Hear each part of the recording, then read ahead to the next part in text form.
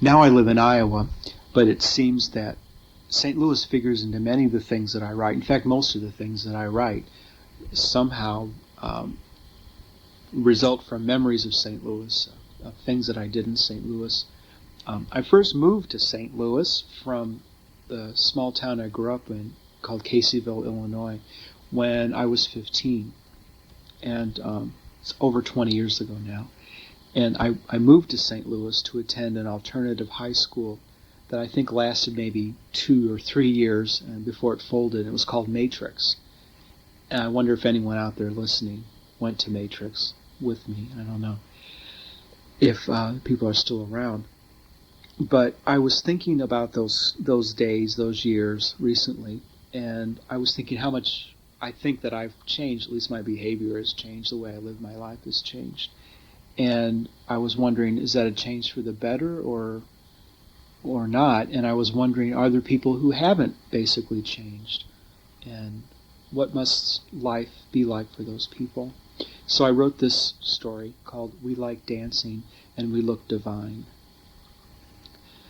As Rachel rolled a strand of Emerson's hair between her fingers, she thought back to the time when he had had enough to comb. She patted his scalp, which was powdered to tone down its shine, and sat back in the lawn chair to cross her legs. Margie, a stripper she and Emerson had slept with, was walking from the house to look in the casket. She was moving through the rocky field with difficulty, not only because she was past 65, as was Rachel, but also because she was wearing the decades-old fiberglass platform shoes that Emerson always had said looked like red bowling balls on her feet. "Hey, Margie," Rachel said, trying to sound playful. "Remember when Em used to put Vaseline and baby powder in his hair to make it stand up like Johnny Rotten's?" Margie wearily smiled and nodded. She steadied herself against the coffin. The air was swarming with mosquitoes, which seemed to thrive in the bad air that had been plaguing the early years of this new century. "I married a nut," Rachel said as she slapped a mosquito feeding on her chin. Margie ran her fingertip over Emerson's closed left eye. The big celluloid ring on her middle finger looked like a wet yellow jawbreaker. "Lashes like a girl," she said. There was a matte redness to the skin around his eyes. As she turned to face Rachel, Margie stroked the lilac velvet lapel of Emerson's burial jacket. "I like that you have him outside," she said, "in the coffin." She sneezed and cleared her throat. Too much grass, too many dying weeds, and the air so bad, even out in the country. But still the sun rose each morning to burn behind the haze. "Isn't it nice?" Rachel asked. She still wasn't quite sure it was right, the coffin that is, even though Emerson would have been pleased to be in anything handcrafted by their friend, a man he once liked. Margie folded her arms in a pose of admiration. "Who made it?" "Grayson Polk. It's balsa sweet gum and plaster." Margie slapped a mosquito biting the back of her knee and said, "It's just wonderful." "We have his paintings up in the house." Rachel uncrossed her legs and sat forward in the lawn chair. Emerson loved Grayson's work. She felt it returning. It could overtake her before she drew another breath. She brushed her hand against the nap of her lilac pants. Leaning suddenly against the casket, which had been built to resemble a freshly picked ear of corn, she asked with a smile she knew to be ugly and false, "So what do you think Em's wearing?" She pointed to the leafy, tapering far end of the bright coffin, under there. Margie shrugged. She sneezed and snuffed. Rachel laughed in a way that made her feel embarrassed. "Not a thing." Again she brushed her hands over her trousers. "I got the bottoms," she said. "We share everything." She looked past Margie's shoulder at nothing but trees. Margie bent over the casket to blow a fly from Emerson's high, creased forehead. The skin at his temples was gray, like a cleaning sponge. "That's why Emerson loves you, Rachel," she said. "That's why he always did." A young cat stepped out from under Rachel's lawn chair. It rubbed against Rachel's leg before jumping into the casket, where it settled to sleep in the shade of Emerson's chin. Margie said, "Aw." She reached in to rub the cat's head. Rachel turned in her chair and leaned her elbows against the casket. "That's Odetta's great-great-great-grand," she said of the cat. Lift up its tail. Daughter, Margie said. The cat dug its front claws into Emerson's still bloated, yet bloodless neck. Rachel sat back. Granddaughter. She felt her mind growing too big for her body. Emerson loved Odetta, she said. She poked a finger past the band of her felt beret to scratch above her ear. The dye she had used on her hair was so black that it stained her hairline blue. Margie stepped away from the casket where the cat was circling over Emerson's chest as if tamping a nest in a field of prairie grass. Margie slapped and rubbed her bare arms. I'm getting eaten alive, Rachel, she said. Let's go in the house.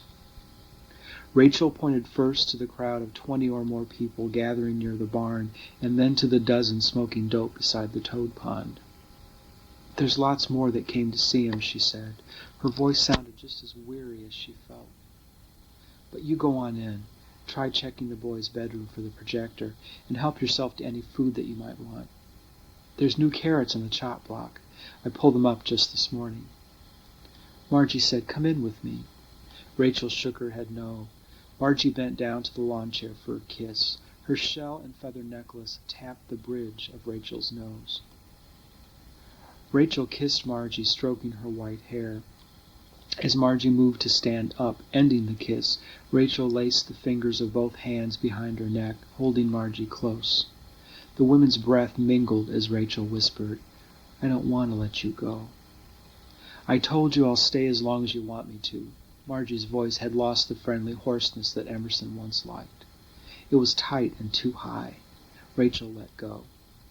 Margie straightened, standing up beside Rachel, who remained in the lawn chair. She gave Rachel her hand when Rachel reached out, gesturing that she wanted it. 45 years we were together, Rachel said. It's always been us. It's been me and Em. She pressed Margie's hand into her cheek as she began to weep. I know I shouldn't think about the past, she said, sobbing. It makes a person old. Go ahead, Margie said gently. She said it's okay in her hoarse voice. Rachel looked out to the crowd, smoking in a mist by the toad pond. The crowd grew as more people drifted over from the barn to get high.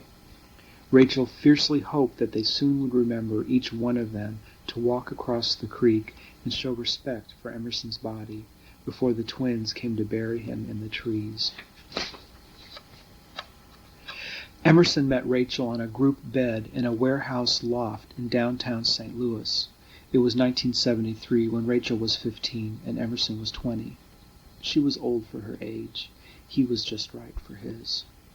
Emerson was very pretty, and that year, in that bed, it was reason enough for Rachel to climb over the day's friends to Emerson, who had smiled at her from the far side of the mattress. They kissed deeply long before speaking, as most of their group usually did. The first thing Rachel said to Emerson was, "You smell good." He said nothing, although Rachel already had begun to believe that she could read his eyes.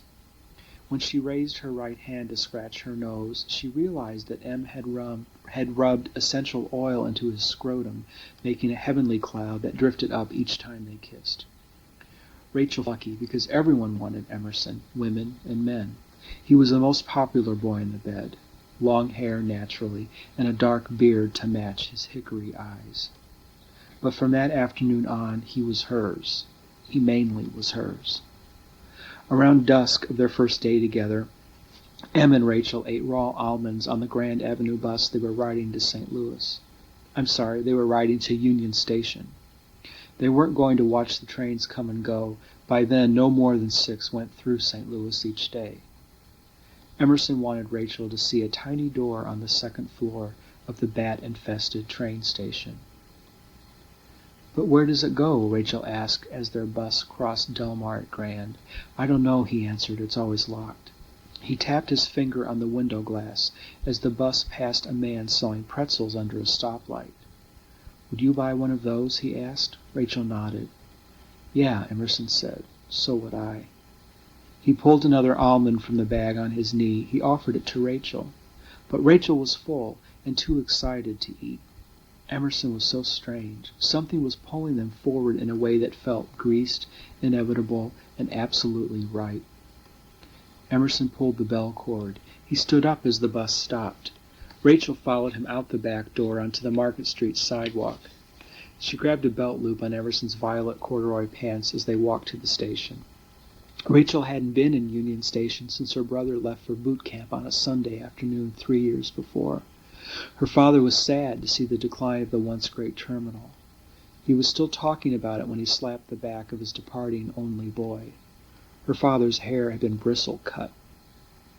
As she followed Emerson to the station, Rachel thought that from behind, Em looked like a girl. His hair was the color of polished oak, and it fell in sprung coils to his shoulders.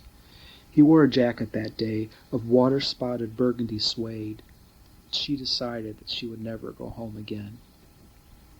"My father's dead," she lied, "but he told me that Union Station used to be elegant." The cork platforms on her shoes were darkening as she stepped through puddles dotting the entry's marble floor. "Now it's decayed," Emerson said. After they stepped into the main terminal, he stopped and tilted back his head to view the ceiling, which was a peeling domed canvas of shapely draped Liberty icons and muscled coal miners in chinos and shirt sleeves. Rachel followed his lead, looking up where he did. "This is how elegance ends," Emerson said. "You can't stop it." Rachel was tumbling with new love. She wanted to get under his jacket. She wanted to taste him again. She said, "It's cold." Em took off his jacket and helped her to put it on. They held hands, and he led her to the stairs by the ticket office. Rachel held a tip of the suede collar in her mouth, lightly sucking it as they walked. The ticket office was closed, but a sign gave a phone number to call if you wanted them to open. Emerson smiled at two men smoking by the foot of the broad staircase leading to the second-floor ballroom. It seemed that he knew him. He knew them. They looked fidgety but well-dressed, Rachel thought. One had creases ironed into his starched blue jeans. As Emerson and Rachel climbed the steps, Rachel freed the tip of Em's jacket from between her teeth. "How'd you find this door?" "It's in a corner the old guys like," he said. They stepped onto a vast, scratched and pitted parquet floor. This was the ballroom, no longer used for formal dances to celebrate a war enemy's surrender, or the crowning of a new Missouri beauty queen. Stained glass windows ringed the room. The late-day sunlight passing through them filled the air with a scarlet-streaked golden fog. "That's my favorite," Emerson said, pointing to a leaded window depicting a goddess harvesting corn. Emerson loved the smell of mud. He turned and began walking. Rachel hurried behind him, pushing her hand into his back pocket. They left the ballroom through a hall which was lit with naked bulbs burning in chandeliers that had been stripped plain by scavengers. They passed the padlocked offices of defunct railways and a dry water cooler flecked with bat dung. They moved into a corridor where the walls were covered with dirty porcelain tile. The surface was cool and gritty. Rachel wiped her free hand on the front of her muslin pants. "It's at the end of this," Emerson said, "as soon as we turn the corner." The door was 2 feet high and set into an arched frame outlined with red enameled tiles. Emerson pulled Rachel's hand from his back pocket and kneeled to sit on the floor. He brushed aside cold cigarette butts and ashes before motioning her to join him. The door had no knob, just a keyhole, and that had been filled with epoxy. "There's no way you can open it," Emerson said, "unless you kick it in." "Don't," Rachel said, even though she knew he wouldn't try. She wanted to lay her head in his lap, but before she did, she tried again to see what was behind the tiny door, this time attempting to look through the crack where it fit into the jamb. "What do you think is behind there?" she asked. "Pipes?" Emerson stretched out on the floor, the top of his head pressed against the door. Rachel curled out near him, with her head on his lap. Em reached down and tugged on the shoulder of his suede jacket, which was bunched around Rachel's neck. He said, "Come up here." Rachel sat up and took off the jacket. She rolled it around her arm, making a pillow to put under Emerson's head. He raised himself to wedge the rolled jacket against the tiny door. As he lay back on it, Rachel stood up to take off her muslin pants. She wriggled free from the straps of her shoes. Em reached up to grab her wrist, gently pulling her down. She lay over him with her ear pressed to his chest, hearing Emerson's heartbeat and breath. Em tugged her hair. He said, "Come here." He tugged her hair until she moved up to kiss him. Rachel looked down into his eyes. She saw flecks she hadn't noticed when they met that morning in the bed. "You have green in there," she said. He said, "My eyes change. Green means you're in love." She kissed him again, but he had closed his eyes. Emerson unfastened and unzipped his pants. Rachel hooked her finger under the zipper and lightly tugged. She moved her hips to slip him inside. As they moved together for what Rachel thought was their first time alone, she squeezed her hands in Emerson's curls. Her knuckles rubbed against the little door. When she dropped her head next to his, she smelled on her fingers the mixture of Emerson and her. She began to whisper, "It's us." But she felt his split attention.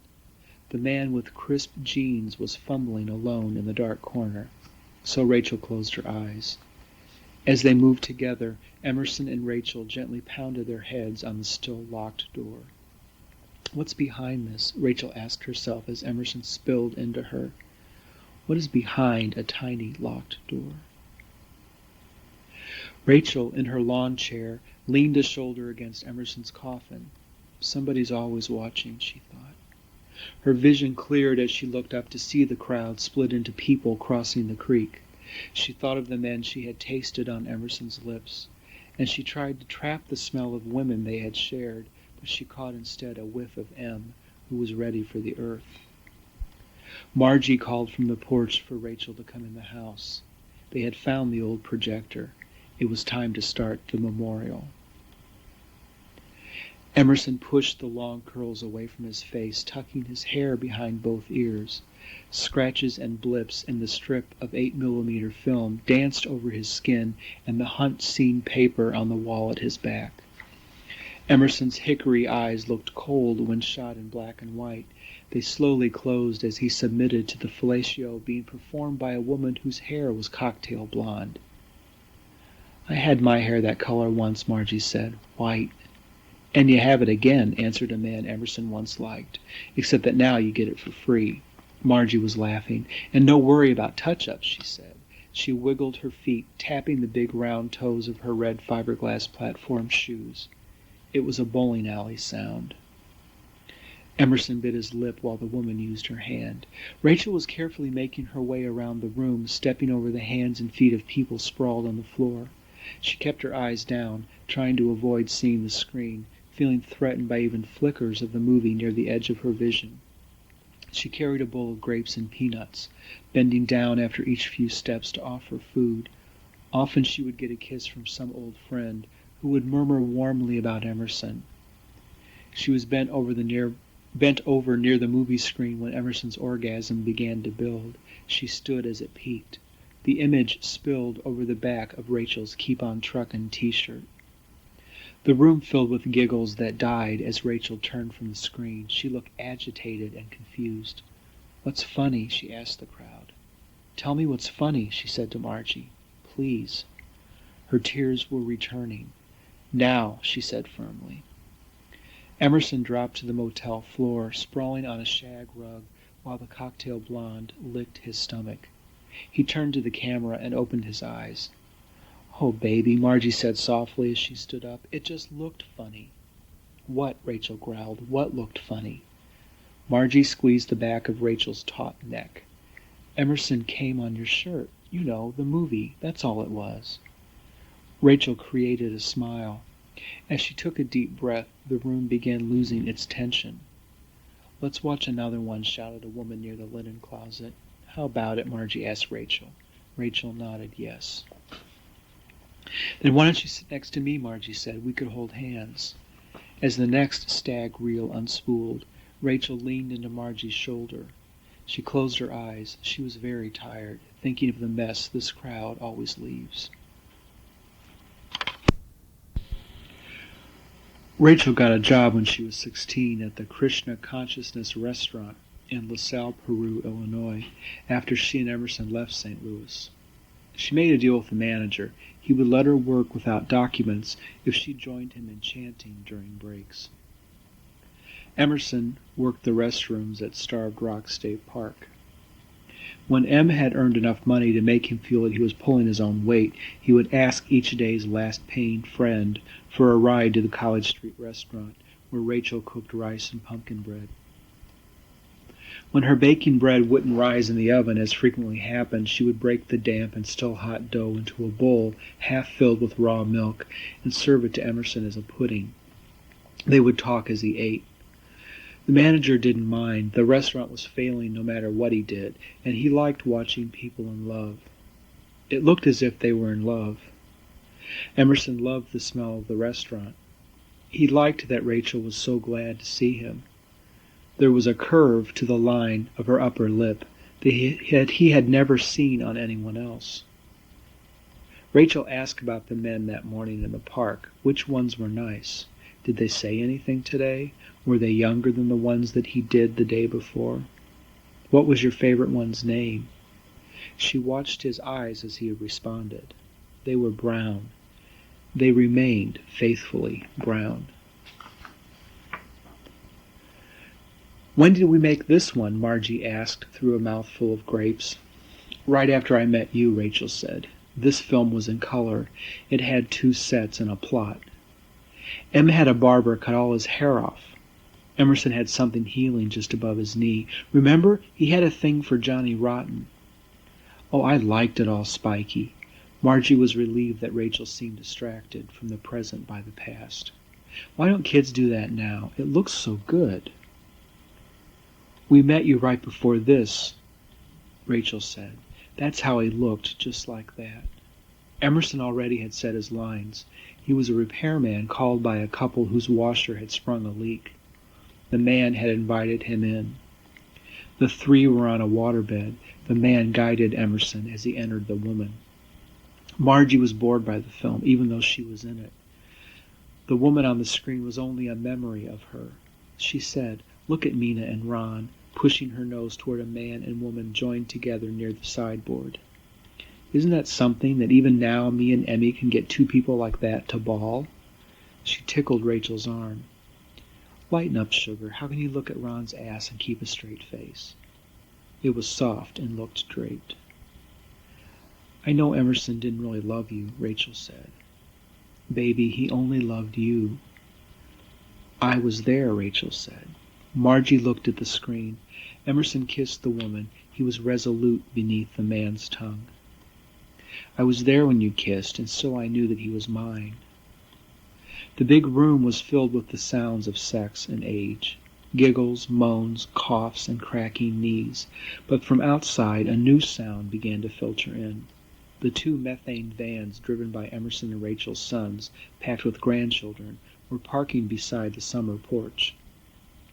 Emerson's eyes were open, but pretty vacant, as he tensed and quivered beneath the woman and the man. Margie saw that his eyes were green, as they always were, any time he screwed anyone. Look, Rachel, Margie said sharply. Look now. She squeezed Rachel's hand too tightly. Tell me, what color are his eyes?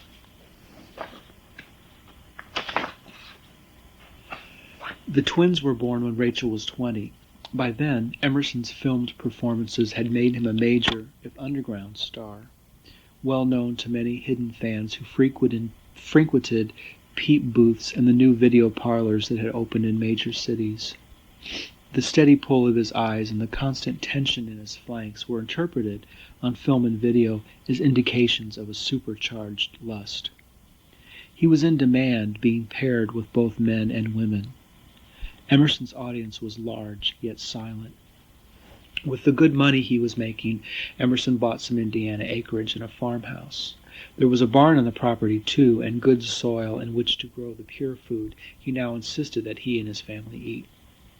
Emerson had become convinced that the commercial food supply in America was tainted, and he feared repeated exposure to the toxins that he suspected had been developed by conspiratorial right-wing chemists. His status as a sex industry moneymaker grew so secure that a 2-man crew was flown to Indiana to film Emerson performing in the woods when he refused to board commercial airplanes for fear of Republican bombs. As he gained even more influence, the moguls met his demand that he never again be a vessel for another man's fluids. Emerson feared what might pass through men who fed on cheap hamburgers, fried potatoes, and fried pies. Traynor tapped a nude woman on her withered back. She was smoking a cigarette at his mother's kitchen table. "Where's my mom?" he asked. "Do you know where she is?" He hoped his own wife would never grow so loose and so small. "They're still doing those movies," she said. She smiled at him slowly. "In there," she said, pointing beyond the arched doorway. "Now they're playing those videotapes." Between drags on her cigarette, the woman lifted a carrot from a bowl on the table. She took a bite and was chewing when she finally said, "You're one of Emmy's." She swallowed. "Don't you ask me how I know." She laughed in a way that might once have been seductive, but what once was probably smoky now sounded malignant. "Yeah, he was my pop," Traynor said. He tried not to care that his voice was shaky. After all, she should understand. His daddy just died. He walked through the doorway. His father was masturbating on the big-screen television set. Traynor looked for his mother in the impossible pile of clothes, bodies, and bottles. He found her trying to fold down the old portable movie screen. "I'll do that, Ma," he said. She turned at the sound of his voice. "You're here," she said. "Where's Morgan?" Traynor hugged his mother and then said, "He's outside with the kids, waiting for the all clear." He quickly folded the screen into a manageable shape. "Are you almost done?" Rachel's eyes swept over the room. A dozen or so men lay exhausted on the rugs and wool blankets. Some women were fidgeting, others were still watching Emerson on the video screen. One of them said that Emerson looked worried. "I imagine they're done," Rachel said. "You know old turkeys. At a certain age, once a day is all that they can do." She ruffled her oldest twin's curly hair. "But don't you worry, Trey. You come from good stock." Traynor felt the familiar shame build and peak in a well-greased moment. "The babies want to see you," he said. "They were looking for their pawpaw when we drove past the garden." The room smelled to Traynor like oatmeal and bleach, the way it always had when other people's parents spent the night in the bedroom with his. "Mom," he said, "I don't want the kids to be outside when we're digging. How soon will this all be cleared out?" "Well, I think it's over," Rachel said softly. "You know, Margie's still here. She's been such a help." "Where is she?" Traynor asked. Rachel pointed to where Margie was trading jokes with the naked man Emerson once liked. "How long are you going to let her stay?" Morgan was outside, tapping his knuckles on the living room window, trying to get his twin's attention. Traynor waved him quiet. "I haven't asked her yet," Rachel said. "I'll ask her today." Men making sex films started dying when Emerson was in his 30s. Shaken, he quit the business and retired to his Indiana farm, adding viruses to the arsenal he imagined the right wing was hoarding. Although he had lost much of his hair, he remained trim at 36 and was charged with the same impenetrable intensity that had made him a star. Had he chosen to remain active in the industry, Emerson would have been a marketable performer for many more years. His old films had been steadily profitable for everyone involved and continued to do well when offered in video catalogs for decades following his retreat. But as time passed, Emerson began running short of money, and so he took part-time work, occasionally posing for catalog photographers whose clients owned retail chains in Gary, Indiana. He was at his best in ads selling underwear or floral arrangements by mail. Most of the time, Emerson stayed on his land. Rachel liked having him nearby every day, even though his tendency to fall silent now was chronic. It had grown to worry her. She worried about the effects of the silence and Emerson's solitude on Morgan and Traynor, but she decided that the twins seemed to find in each other what they might have found in their father, had their father been another sort of man. Emerson began digging a toad pond in a clearing near the barn the year that he turned 40. Morgan and Traynor watched him at work from a distance, sitting together in the barn loft or straddling separate branches of the same old tree. Emerson worked slowly, using hand tools that took months. The muscles in his chest and arms grew harder and more defined with the labor than they had ever been in his youth. Groundwater seeped into the hole, filling it as Emerson dug. Simone twisted Trainor's earlobe as if she were making the frequency adjustment necessary for her father to finally hear her as she asked him yet again, "How long will Papa be dead?" He wanted to pull her hair. He had to think. "Hush," Trainor said. "Daddy needs it quiet." He was holding Simone in his arms beside his father's casket in the woods because Simone was his favorite child of the 6. He knew it was wrong to have a favorite child, yet it was just as wrong to kill yourself by jumping weighted in a toad pond, even if you were very old but still confused, never having pocketed the wisdom that everyone says is yours for the taking as a sort of cosmic pension for the aged. He was also beginning to suspect that it was awfully hard on a 5-year-old to see her grandfather looking as explicitly dead as Simone was now seeing hers. But he certainly could tell her that it was no easier on a 40-year-old man. And this green and yellow coffin shaped like a 6-foot ear of corn makes everything even that much harder to understand. Well into her 40s, Rachel began growing a potent strain of marijuana from Central American seeds that had been stuffed at her request into the pockets of a Guatemalan poncho mailed to the farm by a porn director turned grief counselor who had been enjoying an extended vacation with his terminally ill lover, a man Emerson once liked. Growing pot was something that Rachel did very well. It made her proud when local buyers raved about her green thumb, but she herself felt that such talent was harder to pin down for explanation. She did think, however, that it had something to do with instinctively knowing at a very early stage which plants were growing male and which would be female. The farmhouse and the surrounding land had been paid for years ago, but by the time Rachel's first crop came due, the family's savings were nearly depleted, and Emerson had lost his commercial good looks.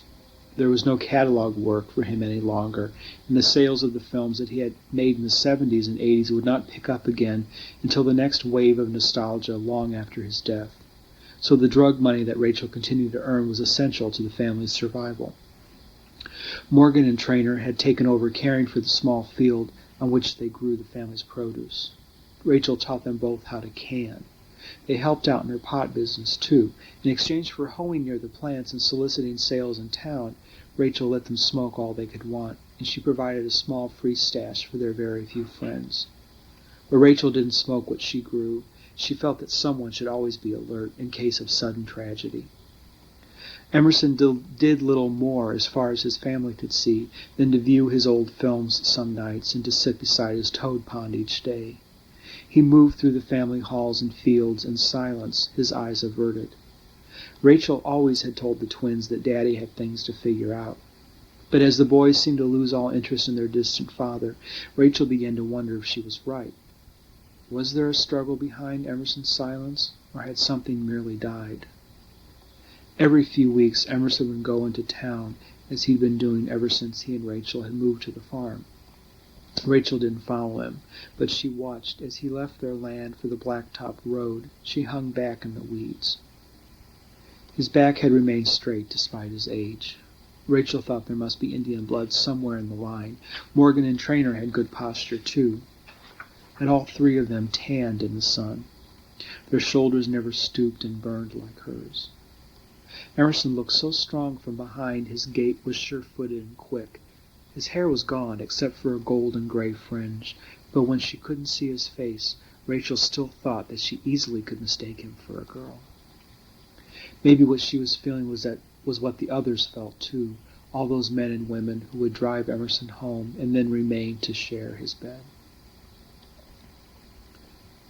"I want Papa to take a bath." Simone was whining now. It worsened Margie's headache. "He's stinky." "But he's outside, honey," Margie said, although she was sure it would do no good. She was even more glad that she never had kids, and now a bonus, no grandkids. "How can the way he smells bother you when he's outside and you're not?" The brat was gearing up again. "See, you're inside now, honey." "I'll go get him," Simone said brightly. "I'll be back." Margie grabbed the girl's braided ponytail as she moved to walk from the kitchen. Simone gave the exact yelp that Margie had expected. She pinched Simone's chin and held her in place with a steady gaze. "Listen, kid, your grandfather's one of the dead. They don't take baths." Simone said firmly, "Your teeth are black." She pulled away and ran to stand by the kitchen window. The other strangers were pushing each other around by the toad pond. Her father and uncle were nowhere that she could see. She missed her grandma, too. Her brothers and sisters and cousins were running up and down the basement steps. Margie wanted to go back to her own little apartment in Manitoba. This day had been the worst of the week. She was dreading her next phone bill, which might already be there waiting in Manitoba with all its long-distance charges from calling up the bedmates and actors that she and Em had shared. The Emmys she remembered would have wanted a party, so that's what she arranged. And she had been sure that Rachel would party too, but this was so dismal. The only good part was the old gang, or the few of them that had agreed to come. They were very old, but still lively, with a memory for fun. After you get used to how they've changed, everything starts to feel normal again. And what never changes is the way you finally feel when your body moves past thought. And then you come, safe in the nest of bodies. Margie still loved it all. The touch of it, the taste, the smell, and the talk afterwards. Emerson loved it too. Margie furiously believed this. He never stopped loving it. Maybe it is cruel. Maybe she shouldn't have said what she did, but it's true. The fact that he loved everybody means that he didn't really love any of them. He couldn't have. And she just thought that Rachel finally needed to know. It was like watching his own face in the sex films. There was something he was sure that he should see. But here too, in the brackish water of the pond, just the same hard reflection. This urge had grown more urgent. The more he tried to look into what he saw in the films, he felt himself, whatever that was, moving farther and farther away from that young man, while the time left to create a new one quickly was running out. The pond was the green of moss growing in sepsis. Emerson's breath split the calm. His knees burnt in seepage. His fingers grabbed mud beside his knees. He steadied himself, whatever that was, for the look. He pushed forward until his forehead cleared the bank. My eyes, he thought, should be there in the pond. Tadpoles skittered under the cap of green skin.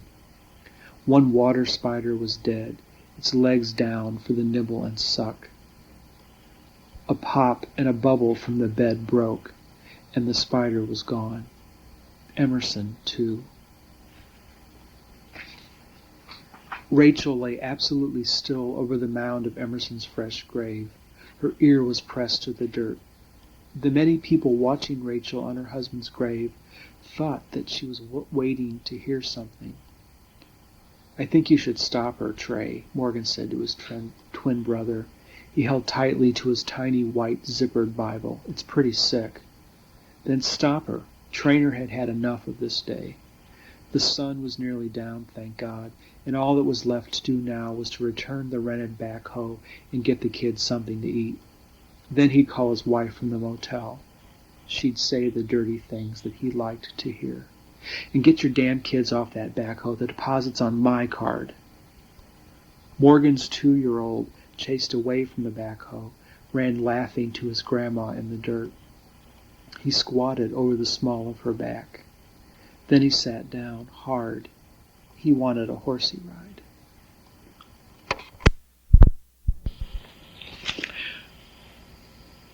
This short story is called Sticky Valentines.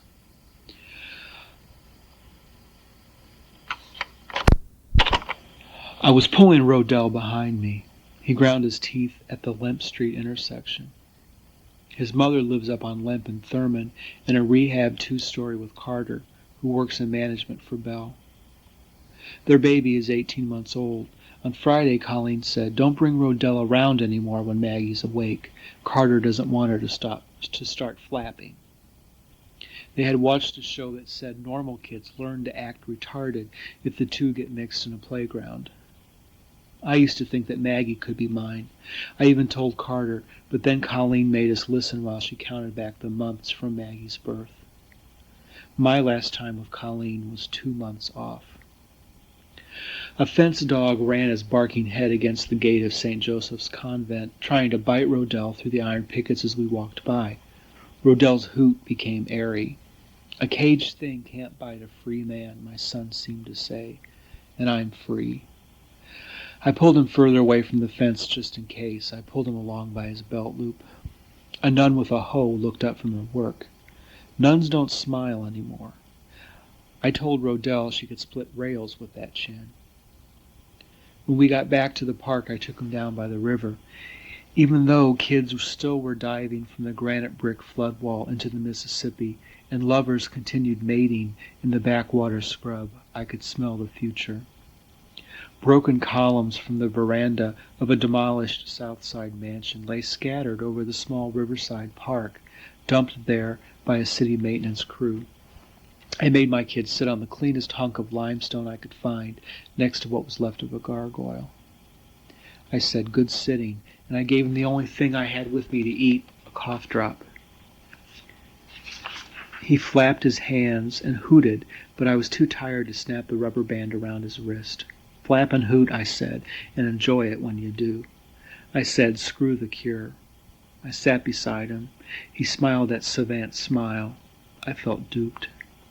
He was only watching airborne seeds as they floated over the river. The breeze carrying the milkweed was warm, a wind you should notice and be thankful for. Rodell has taught me that. There's nothing I can teach him. He's 13 and in diapers. But still I said, "This city is up for sale, son." I took his caw and knee-slapping to mean, "Explain yourself, Daddy." "They're gilding decay," I said. "Trust me, they'll build a casino right here where we sit, or new condominiums covered with distressed siding. Just when everything is settled and we've all found our place beside this river, the money's moving in to buy away past years." "Son," I said, "the Mississippi wears down a city over time, nibbling its edge until finally it submits to the inevitable slow crumble." Rodell yanked an eyelash without flinching. I translated that. "I think I follow you, Papa, but can you explain yourself further?" "They are attracted to places like this." "Who is?" Rodell asked me by spitting blue shards of the cough drop over the back of his hand. "The men with money, they control the world," I said. My son slapped his own cheek. "And what attracts them to our riverfront, Dad?" I pointed to the scene before us, sleepy, wet children, Rodell's age and younger. They darkly giggle when he whoops. Spent lovers and gentle drunks dotted the park's landscape like windfall apples on an orchard floor. "They're drawn to it," I said, "because decay is the one act of God." Rodell jumped up to hop and sputter. "I think I'll go and play now, Father." I grabbed his balled fist. It was sticky with snot and cough drop spit. "Come on," I said, pulling him away from the fractured gargoyle. "Let's go for a spin." My son clucked. He recognizes spin because he loves to get dizzy. His eyes tremble in water each time I drop him in the grass or throw him down on our bed.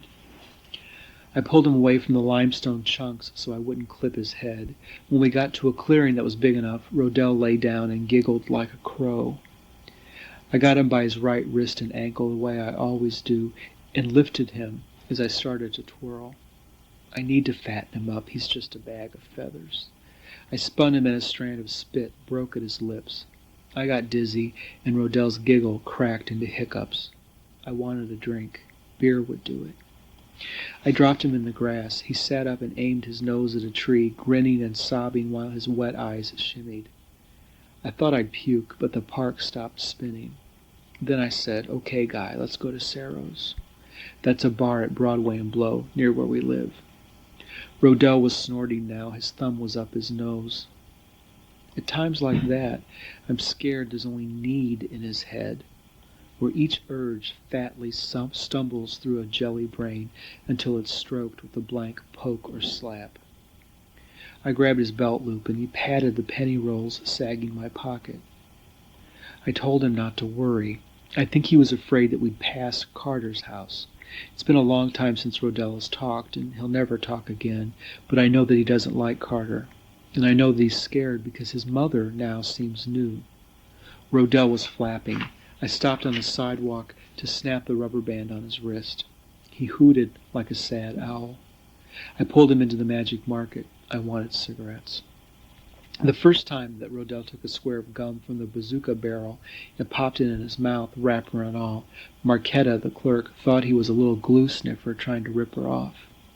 She slapped his hand and he started that wail that ends with a hoo, hoo, hoo, a pant like that of a woman in her last stage of labor. Even before I walked over to explain, Marquetta had already caught on. She was rubbing away the red smack in his skin, saying, "Come on, baby, spit, and I'll unwrap it." Now she calls him Bazooka Joe. Bazooka Joe, she said, tell your daddy he's getting fatter.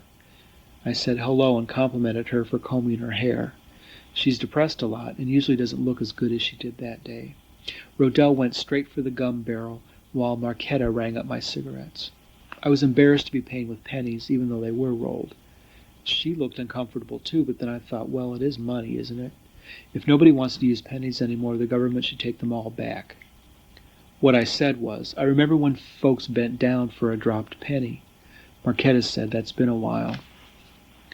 Rodell knows now how to unwrap gum or any kind of candy by himself using his teeth, so he was already peeling open his second piece. The trouble is that he wants to eat gum because it's sweet. He doesn't know how to hold it in his mouth to chew. I should teach him. I figured that we should leave before he grabbed his third free helping, so I told Marquetta thanks and I asked her for matches. Each time I see her, I think she's deciding that she likes Rodell and me even less than she did the time before. When she said, "Goodbye, Bazooka Joe," I wanted to slap him so he'd hear her. I wanted to say, "Just look at her, boy. Look at her and wave." He was flapping. He was sucking sweet drool from the split of his wordless mouth. I said, "Let's go, kiddo. I hear a bus outside the door." I pulled him from the bubble gum. "See you, Marquetta," I said. "Come on, Rodell."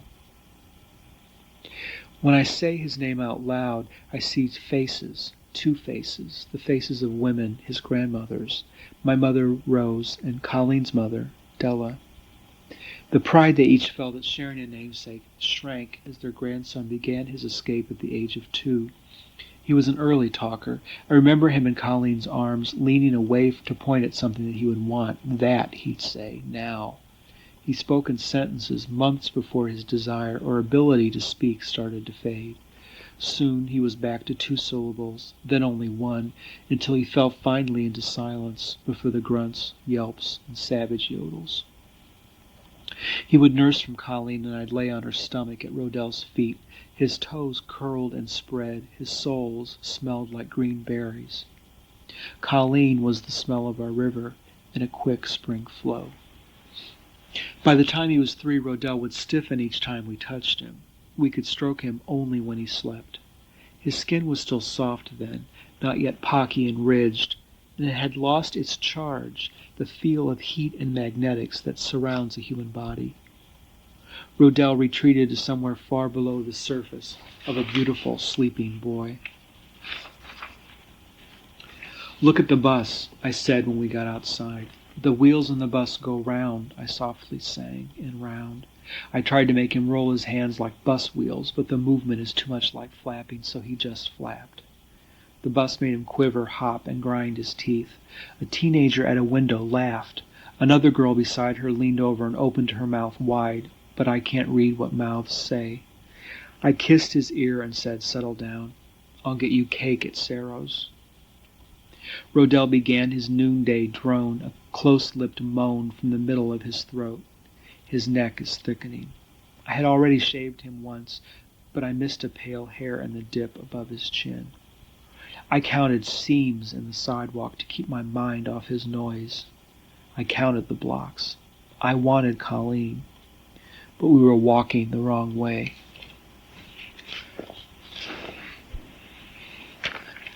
Carter gutted their house. He paid other men to pull out the plumbing, the fixtures, and the tiles on all the floors. The house looks new now, but it's old. The front steps are green, covered with rubberized paint. I wouldn't let Rodell lean against the flowered paper in the entry hall the last time we were there. I pinched the fat on his side so he wouldn't start to moan. I wanted him to look good. I watched Colleen's teeth when she spoke because her eyes pull me in. I saw Carter's feet on the arm of the couch. The TV was on, and all their phones were still ringing when we left.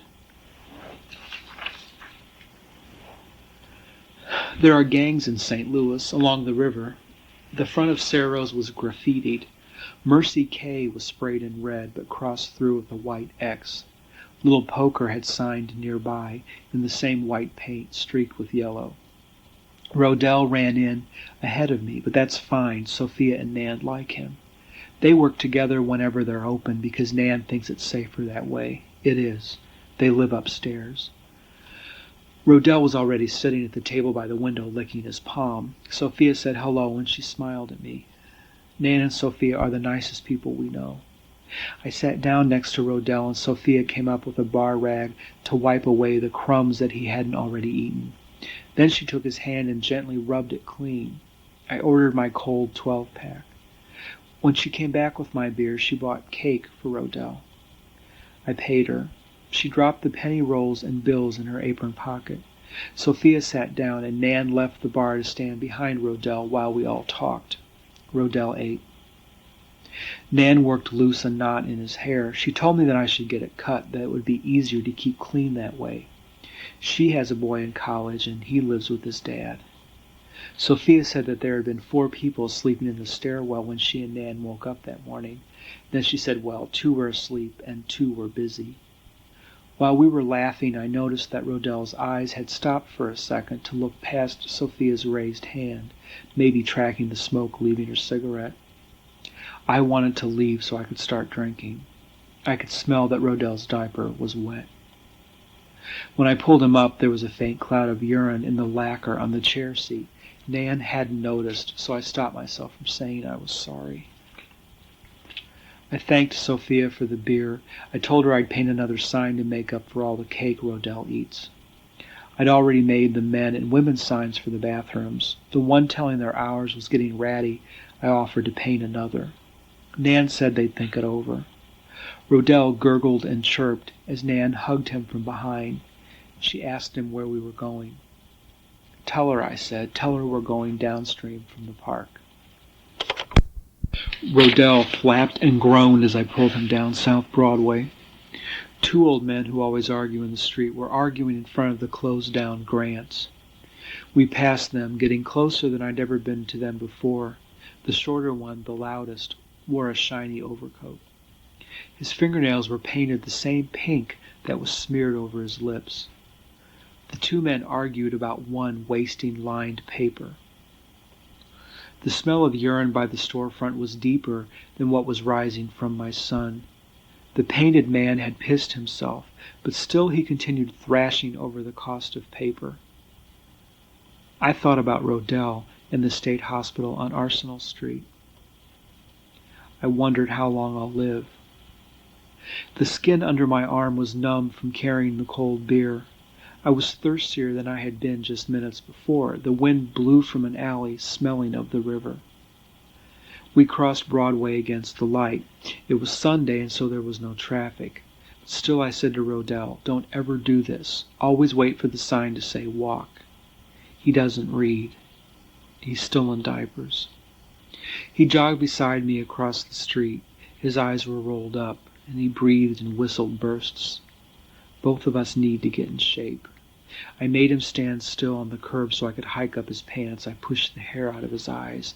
A haircut on Tuesday, I said, and don't you argue. Rodell shivered and ground his teeth. I think he likes it long. I decided to cut through the lot behind Merb's Candies.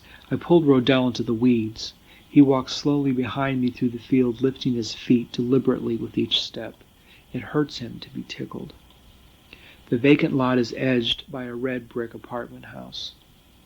A feather pillow lay in clover and thistle beneath a bedroom window. Yellow jackets hovered over a stain.